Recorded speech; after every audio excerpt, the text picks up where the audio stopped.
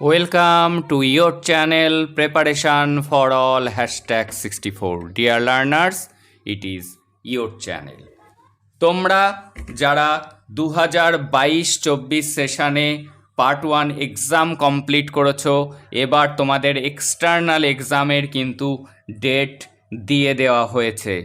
একবার নোটিফিকেশানটি দেখে নাও, তারপর কিভাবে তোমরা ডেমো দেবে, কিভাবে ডেমো দিলে বেশি মার্কস তোলা যাবে, কিভাবে তোমরা টিএলএম এর ব্যবহার করবে, কিভাবে বোর্ড ওয়ার্ক করবে, সব বিস্তারিত কিন্তু এই ভিডিওতেই তোমাদেরকে আমি বলে দেব। তোমরা সমস্ত ভিডিওটি দেখো, পুরো ভিডিওটি দেখো স্কিপ না করে, তাহলে ইম্পর্টেন্ট তথ্য বাদ চলে যেতে পারে। এবং আমি ডেসক্রিপশানে মাইক্রো টিচিং ডেমোর ভিডিওগুলি দিয়ে দেব।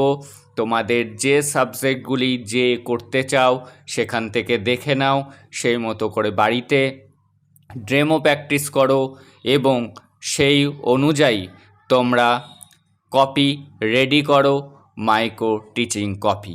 সবার আগে আমি চলে যাচ্ছি কি নোটিশ, কি গাইডলাইন বোর্ডের পক্ষ থেকে দেওয়া হয়েছে সেটি আগে দেখে নাও। সম্পূর্ণ বিস্তারিত A to Z এই একটি ভিডিও দেখলে আর কোনো ভিডিও দেখা তোমাদের দরকার পড়বে না। দেখো তাহলে এক্সামের ডেটটি কবে, কিসের এক্সাম? এই যে দেখতেই পাচ্ছ, সেশন 2022-24 প্র্যাকটিকাম অর্থাৎ P1 একে বলা হয়। কি জিনিস? Teaching learning. তাহলে ডেটটি কবে পড়েছে? ডেটটি দেখতে পাচ্ছ 9/4/2024 থেকে 24/4/2024 মধ্যে কিন্তু এক্সাম হবে। দুটো দিন এক্সাম হবে না, একটি হলো 18 তারিখ, একটি 19 তারিখ। কিসের জন্য? লোকসভা ইলেকশনের জন্য। ওই দুদিন বাদে কিন্তু এক্সাম হবে। কোন কলেজে কবে এক্সাম হবে সেটি কিন্তু সেই কলেজকে জানিয়ে দেবে কর্তৃপক্ষ, অর্থাৎ বোর্ডের থেকে জানিয়ে দেওয়া হবে এবং সেই অনুযায়ী তোমাদের কলেজ গ্রুপে তোমরা জানতে পেরে যাবে। কি বলছে? Immediate on having the dates of evaluation from the external evaluator is the concerned principal will notify for information of the students mentioning the time, অর্থাৎ কলেজ থেকে তোমাদের জানিয়ে দেওয়া হবে টাইম অফ অ্যাসেম্বলি, কবে তোমাদের কলেজে যেতে হবে। থিংস, কি কি জিনিস টু ক্যারি ফর সাস এক্সামিনেশান, কি কি জিনিস নিয়ে যাওয়া হবে অ্যাজ পার গাইডলাইন, সেগুলি কলেজ তোমাদেরকে জানিয়ে দেবে। এইবার দেখে নাও কি বলেছে। এগুলি কলেজকে করতে হবে, এটা তোমাদের বিষয় না। এবার নাম্বার 3টা দেখে নাও, সেটি হলো 25 examinee are to be examined by an ইভ্যালুয়েটার।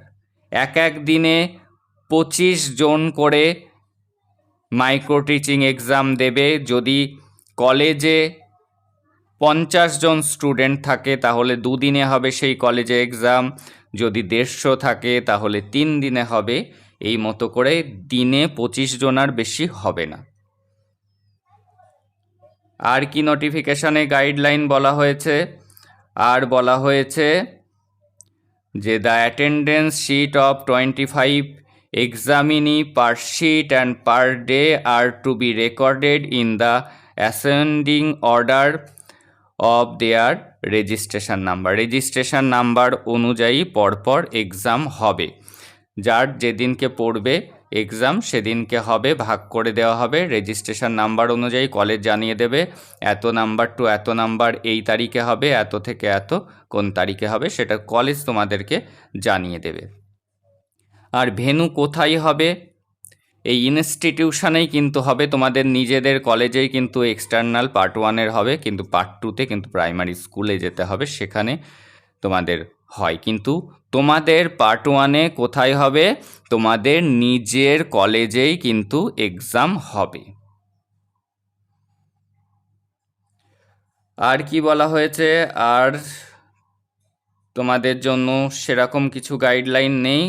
কলেজকেই নির্দেশ দেওয়া হয়েছে, কলেজ তোমাদেরকে জানিয়ে দেবে।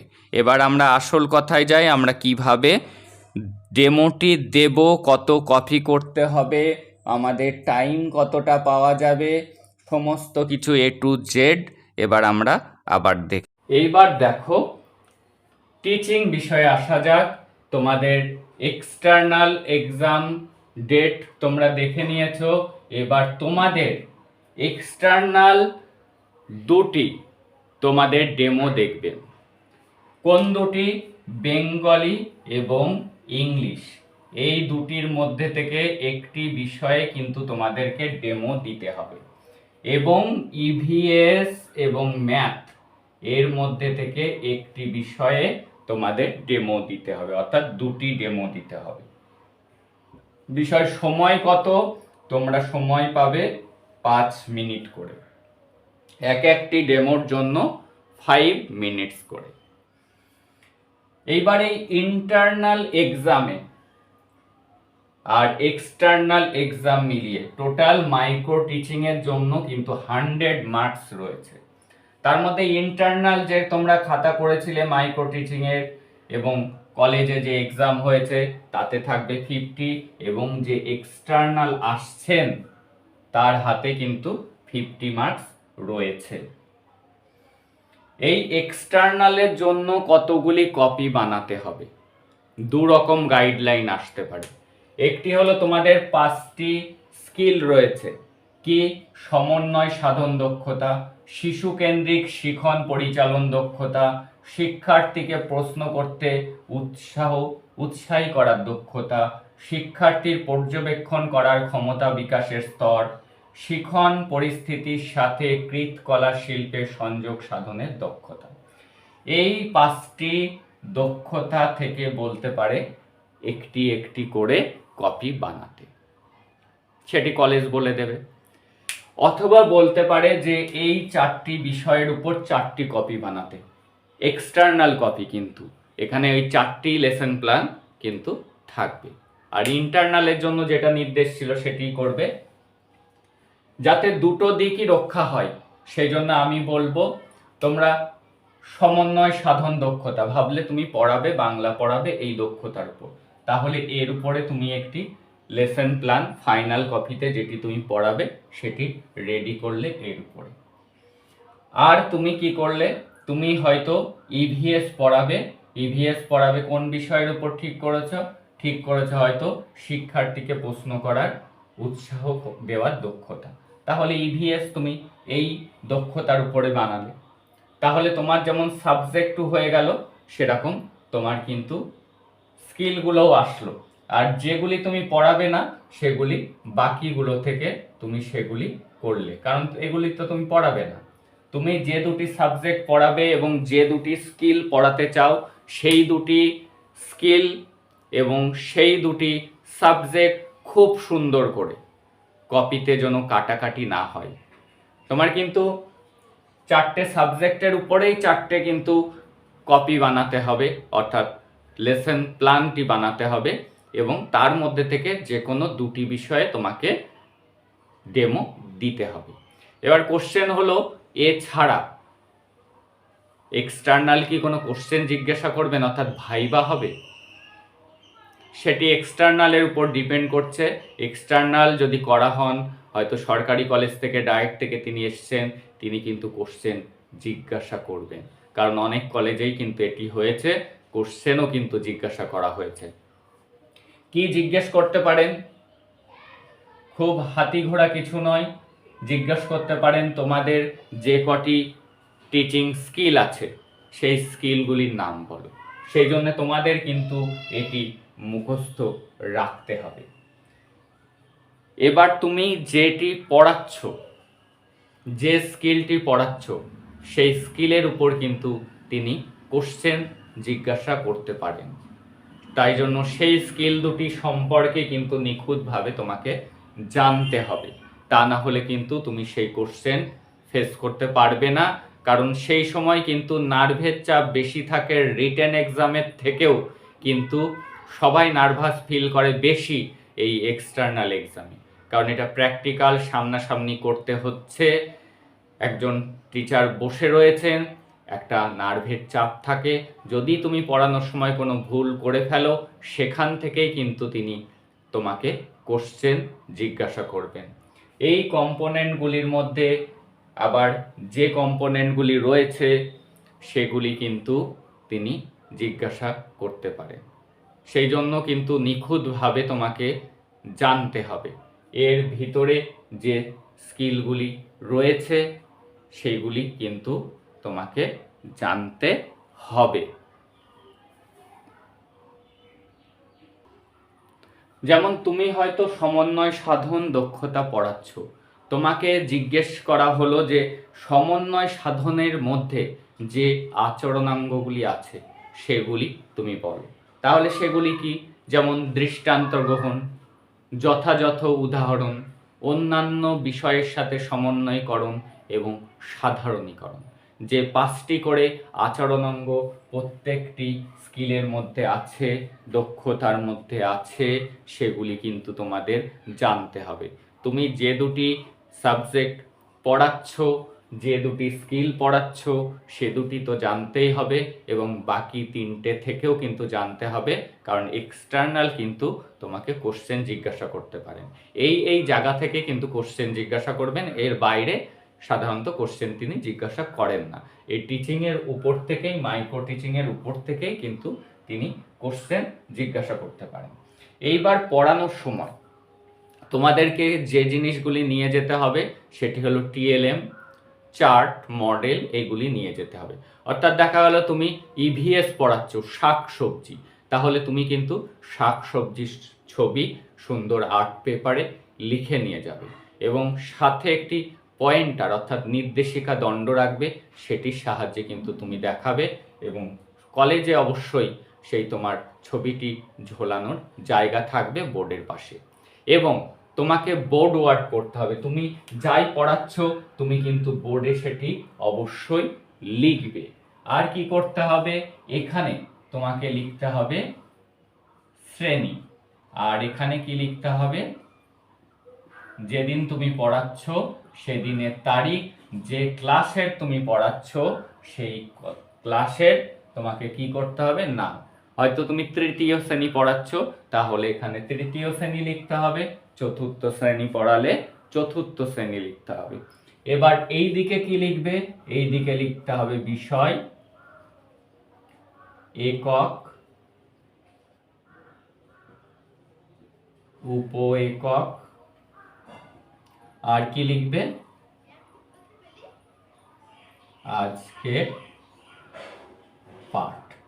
এইগুলি লিখতে হবে, তারপরে তোমার পড়ানোটি শুরু করতে হবে এবং যে স্কিলটি পড়াচ্ছ সেটি কিন্তু তুমি এখানে লিখে দেবে, তাহলে সব থেকে ভালো হয়। যদি এক্সটার্নাল বলে ঠিক আছে লেখার দরকার নেই, কারণ লাস্টের দিকে গিয়ে একটু তাড়াহুড়ো হয়ে যায়, যেহেতু 25 জন করে এক্সাম নেওয়া হবে এবং 25 জনের জন্য একজন করে এক্সটার্নাল থাকবে, সেই কারণে কিন্তু তোমাদের ভালো করে দেখে নেওয়া হবে। প্রথমে যে বাংলা এবং ইংলিশের জন্য যে ডেমোটি হবে সেটি কিন্তু খুব সুন্দর করে হওয়া চাই, কারণ লাস্টের দিকে তাড়াহুড়োতে হয়তো 5 মিনিট তুমি সময় নাও পেতে পারো, হয়তো 3 মিনিট করে তোমাদের সময় চলে আসতে পারে। একদম শেষের দিকে যাদের এক্সামগুলি হবে, প্রথম দিকে কিন্তু পুরো 5 মিনিট করেই তোমাদের পড়াতে হতে পারে। সেই কারণে সুন্দরভাবে একটুও না ঘাবড়ে, তার জন্য চাই প্র্যাকটিস, প্র্যাকটিস অ্যান্ড প্র্যাকটিস। এই চ্যানেলে কিন্তু অনেক মাইক্রো টিচিংয়ের উপর ডেমো ভিডিও আছে, তোমরা তোমাদের পছন্দসই সাবজেক্ট সেখান থেকে দেখে নিও, দেখে বারবার করে অনুশীলন করতে থেকো।